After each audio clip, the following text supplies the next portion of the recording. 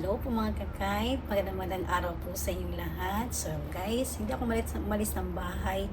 Nag-relax po ako ngayon, lalo po kasi yung husband ko po is panggabi po. So ngayon, ang gagawin ni Kindness is first time na itinanim ko po ngayong year 2026 ang ating pipino po.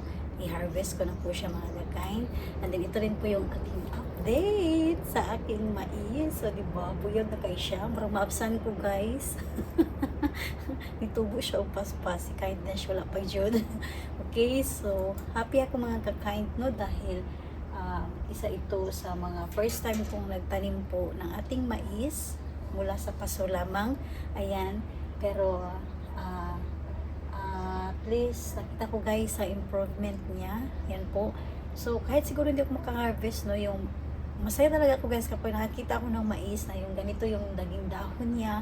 Happy na po ako niyan mga kakaid. Ayan. And then syempre i-update ko po sa inyo mga kakaid no, yung kalagayan ng ating mga tanim. Okay, lalo na po sa mga gusto rin magtanim ng mais na nasa paso po. Ayan, so ngayon ito na po yung update ko po guys, at nakita ko po sa inyo ng malapitan, pati rin po yung aking kamatis at eggplant po. Alright po mga kakain, so ito po yung ating kamatis po no. Ayan po. Okay, alright. So, nataba kayo siya guys. Kaya na siya yung bunga. Okay. Yan po yung ating kamatis mga kakain. So, hayaan nyo lang po guys na ina-update ko po talaga kayo no. Sana hindi kayo magsawa sa pag-update ko po sa aking pagtatanim. Yan. So, kahit nagtanim ako guys sa paso, ayan po. Pero, yung sarap sa feeling na po mga kakain. Lalo na po, aalis ako ng bahay, galing sa trabaho, uwi ng bahay, na tinitignan ko sila na binibisita at kinakausap ko po mga kakain. So ito po yung update ko po. Okay, ayan. So buyag atong kamatis guys. Ayan. Tapos yung ating mais, ayan po guys oh. Yung mais po natin ngayon, ayan, ang ganda ng ano niya oh, tubo po niya mga kakain. Ayan. So sana is maka-harvest tayo nito no, matikman ko rin po guys. Buyag na kayo siya. Ayan, so pinapakita ko lang po ito mga kakain no, kasi ako guys gusto ko talaga ang puno ng mais. Kaya kapag may po may bunga po ito, hayaan niyo po ako i-vlog ko po ulit ito guys, kung ano ba yung sistema ng ating or status po ng ating tanim no. Okay, so nasa paso lang po yan mga kakain.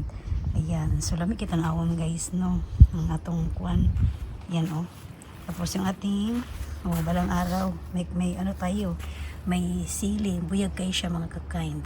Although may nangangagat talaga no. Ayan, pero naman, hindi talaga sila makabuelo kasi pag hindi natin nilagyan ito guys, lahat ito, kalbo na siguro po itong mga kakain. So may nilagay lang po kami para protection din po no. Yan, na hindi lahat talaga kakagatin at mag-survive.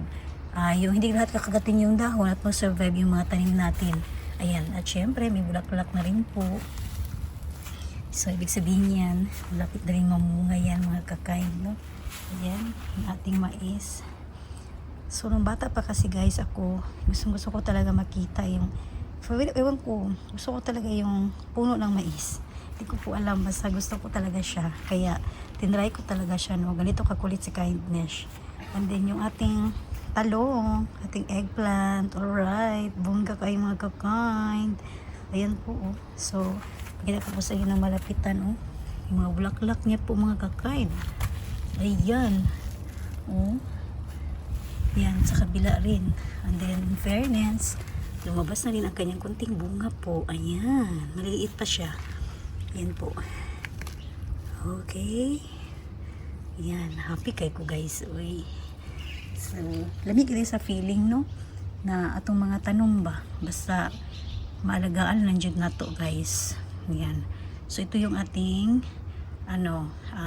bell pepper no. Ayan oh, buyag na po kayo siya mga kakain ng dahon. O diba? Bongga kaayo.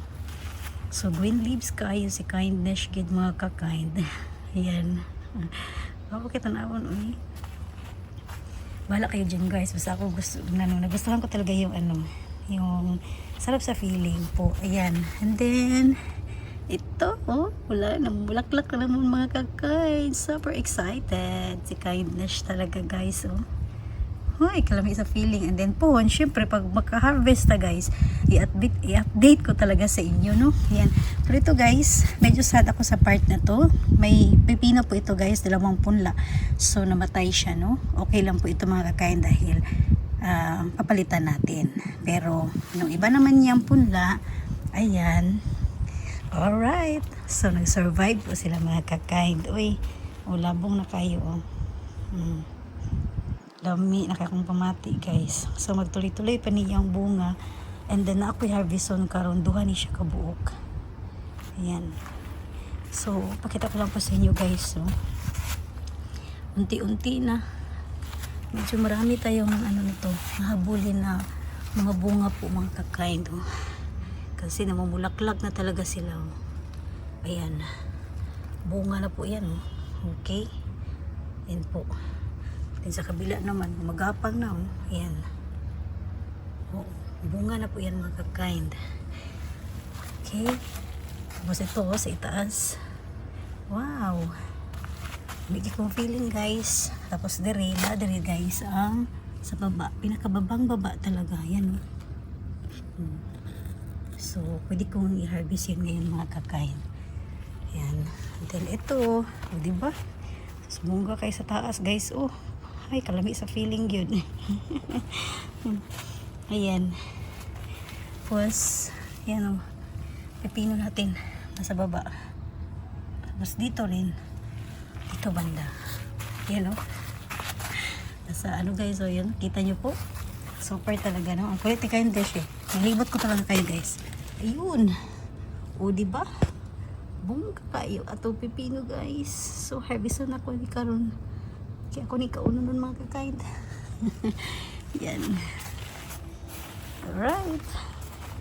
So, ito yung update ko po, no? Alright po mga kakain. So, i-harvest ko muna ito guys.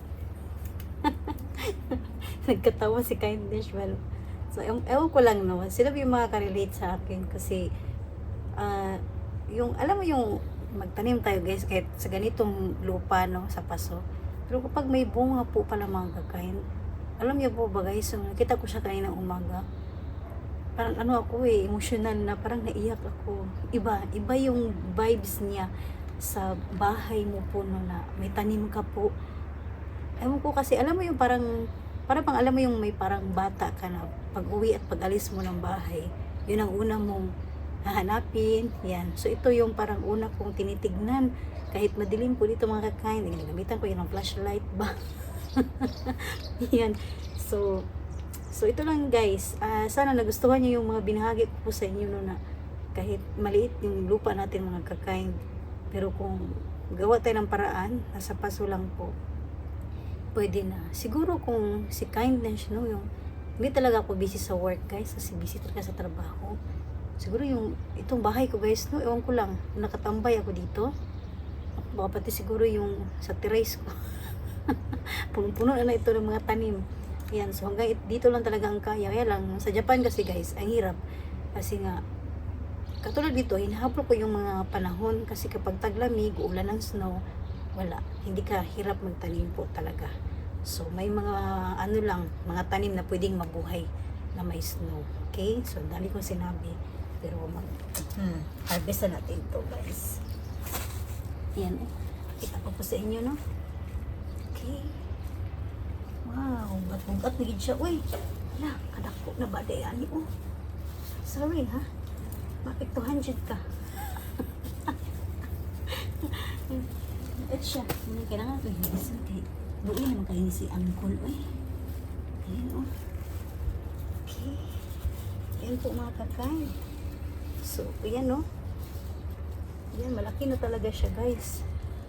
So, kailangan natin harvestin para talaga siya. Pati yung stick pala niya, naluya na. Ayan. Okay. Ayan guys. Ating pipino. Happy kay si Kagnesh mga kakain. Kay nagid ko kung anong karon.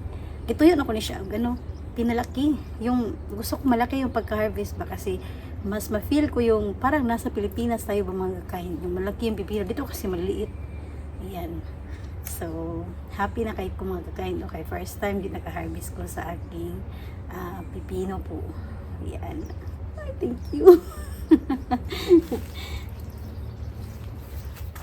So, ito na po guys, dalawang pipino natin, no? Ayan. Then, syempre, ano pa mahintayin ko po mga kakain. Happy kayo ko guys. Pasok tayo sa loob. Kasi, may lutuin ako guys. Actually, hindi na to bago sa inyo mga kakain. Alam ko, lutuin kayo, no? So, dahil nga Sabado, ito lang naman talaga ang paraan ko guys, no? Craving lang talaga dito sa Japan. Yung rest lang talaga. And then, yung anak ko kasi may work. Kaya, may lulutuin ako din na medyo matagal rin ako hindi nakapagluto. Pero actually, halos tinuluto ko naman talaga siya no, sa isang, siguro ngayon, 2 buwan hindi ako nakapagluto. Kaya i-surprise ko siya. Tapos, syempre, mamaya, pag after magluto, pwede na ako mag-edit yan guys. Okay? So, alright. So, thank you talaga sa iyong mga suporta po. So, pasok muna ako mga kain dahil magluluto muna si Kindness.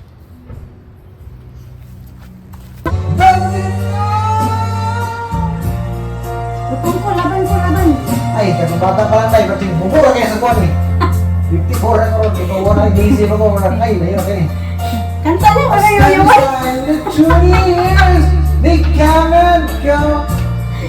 Nothing at all can stand in our way. Every day and every night, I never thought that we could live when I was younger. Alright guys, lamig itong spaghetti guys. Yan, atay very professional singer mga kakain. Yan, so hugasan ko muna ito mga kakain dahil malulutuin pa ko guys. Pang ulam-ulam po. Alright guys. Ito yung ano ko. Yan, crispy chicken. Lutuin ko pa po ngayon mga kakain. Habang may concert dito, ganado ako magluto guys.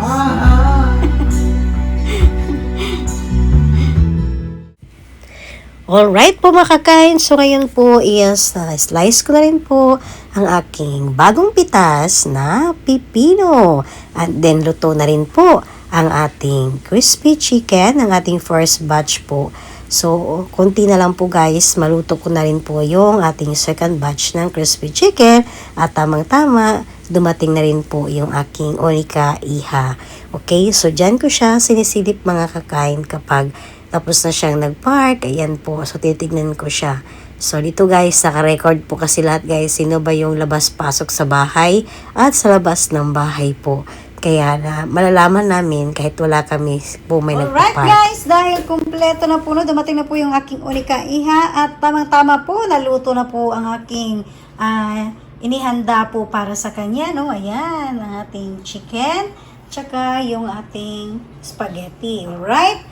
Yan po. So, thank you sa lahat po ang mga nanood kay Kindness, no? Dahil it's time po muna guys na maghapunan muna kami.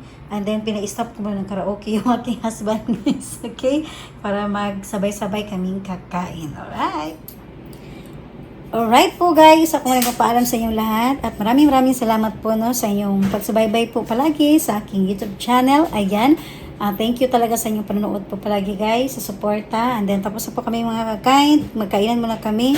Ayan, tapos na rin po nag-karaoke yung aking asawa. So sabay-sabay kami ngayon na mag-dinner po sa araw ng Sabado. Ayan, magkakasama po kami. Okay, so bye guys and thank you for watching po.